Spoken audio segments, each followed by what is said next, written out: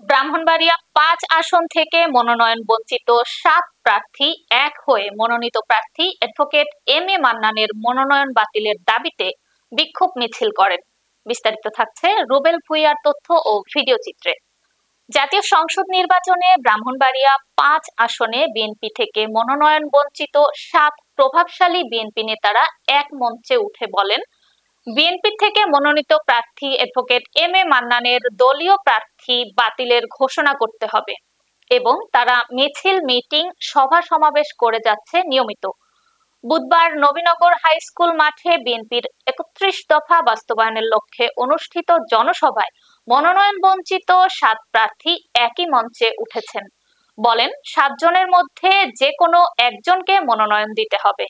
Advocate M A Mannan বিএনপির দুর্দিনে নেতাকর্মীদের পাশে ছিলেন না, এমন প্রার্থী আমরা চাই না। আমরা চাই এমন নেতা যাকে সবাই ভোট দিয়ে জয়লাভ করাবে।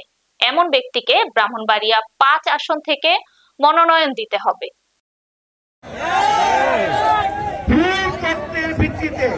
ভুল ইনফরমেশনের ভিত্তিতে যাকে মনোনয়ন দিয়েছে তাকে আপনারা চিনেন। সে 2008 সাল থেকে 2021 সাল পর্যন্ত নবীনগরের মাটিতে পাড়া দেয়। সে যদি বলে এরা কারা তোর বিবেককে জিজ্ঞাসা করা হয় না কারা। আজকে আপনাদের কাছে প্রশ্ন, আগামী শুনলাম 22 তারিখেও এখানে জনসভা হবে, এগুলি আপনারা প্রতিহত করবেন। ব্যক্তিদেরকে যেখানে সেখানে তাদের সৃষ্টি আপনারা মিটিং করতে দিবেন না। ইনশাল্লাহ আমরা যারা এখানে আছি, আমরা সম্মিলিতভাবে একজন যোগ্য প্রার্থীকে তৃণমূল পর্যায়ে ধানের শীষের যে নেতৃবৃন্দ আছে তারা যাতে মন পুত হয়, অন্তর দিয়ে কাজ করে, আমরা সেই রকম একজন প্রার্থী চাচ্ছি। এর পরিবর্তন চাই একটাই কারণ, আমরা ধানের শীষকে ভালোবাসি। ধানের শীষ মাত্রা দিয়ে আমরা তারেক রহমানকে এই সিটটি উপহার দিতে চাই। আমাদের আন্দোলন, আমাদের সংগ্রাম দীর্ঘ এত বছর যাবৎ রাজনীতি করেছি, আন্দোলন করেছি, সংগ্রাম করেছি। আমরা এই সংগ্রামের ফল হিসেবে আমরা একজন যোগ্য প্রার্থী চাই। যাকে দিয়েছেন সে যোগ্য না, যোগ্য না। সুখে দুঃখে বিএনপির পাশে ছিল না, সুখে দুঃখে নবীনগরের পাশে ছিল না। নবীনগরের মানুষের দুর্দশা সে কোনদিন দেখে নাই। সেলফিশ লোক, তার গ্রামেই তার সাপোর্টার নাই। তারা নবীনগর কোন সাপোর্টার তার নাই।